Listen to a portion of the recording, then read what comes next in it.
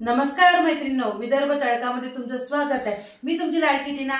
आज मी तुम्हाला कोजागिरी पौर्णिमेनिमित्त मसाला दूध कसे करायचे ते सांगणार आहे। जो मार्केटमध्ये मसाला खूप महागात मिळतो तो घरच्या घरी कसा करायचा तो मी तुम्हाला सोप्या पद्धतीने एकदम सरळ पद्धतीने सांगणार आहे। जे घरात ज्या वस्तू असतील त्याच वस्तू प्रमाणे आपण मसाला दूध तयार करणार आहोत। ते कसे करायचे ते बघू। मसाला दूध करण्यासाठी 1 लिटर दूध, बदाम, काजू बदाम पिस्ता याचे काप, काजू, चारोळी, वेलची, जायफळ, पिस्ता, 1 वाटी साखर, केसर दूध। हे आपण बदाम, काजू, पिस्ता, अख्खी 2-3 विलायची हलकस आपण त्याला भाजून घेऊ। त्याच्यामुळे काय होतो, जो काजू आणि बदाम मध्ये जो ओलावा असेल तो निघून जाईल। अशा प्रकारे छान प्रकारे आपले काजू बदाम हे भाजले झालेले आहेत। आपले आपण मिक्सरच्या भांड्यामध्ये काजू बदाम यांची हे टाकून देऊ आणि मिक्सर मध्ये छान बारीक प्रमाणे करून थोडीशी मिल्क पावडर टाकायची। पावडर टाकली आणि ते सर्व व्यवस्थित मिक्स करून घ्यायचं। म्हणजे दुधाला ते मिक्स केल्यानंतर आपल्या दुधाला छान मसाला दुधाला दाटसरपणा येतो। प्रथम दूध 1 लिटर दूध टाकायचं। छान प्रकारे 5 ते 10 मिनिटं छान उकळी येऊ द्यायची।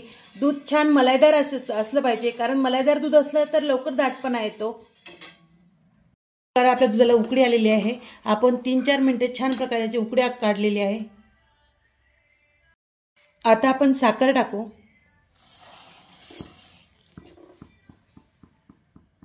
साखर टाकल्यानंतर दूध थोडंसं पातळ होतं, त्याच्यामुळे परत आणि 2-3 मिनिटे ते गरम करायचे।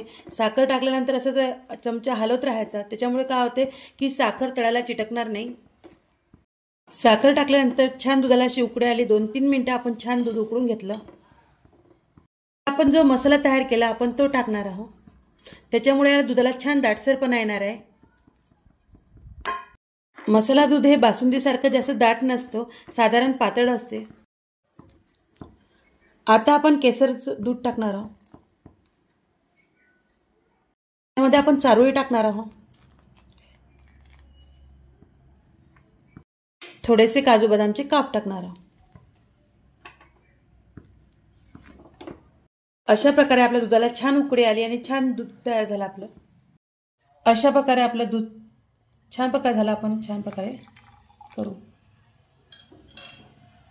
प्रकारे आपला मसाला दूध तयार झालं।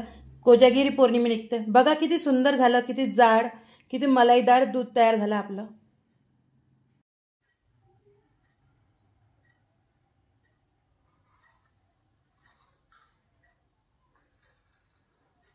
आवडलं तर लाईक करा, शेअर करा, सबस्क्राईब करा आणि घरी बनवून पहा।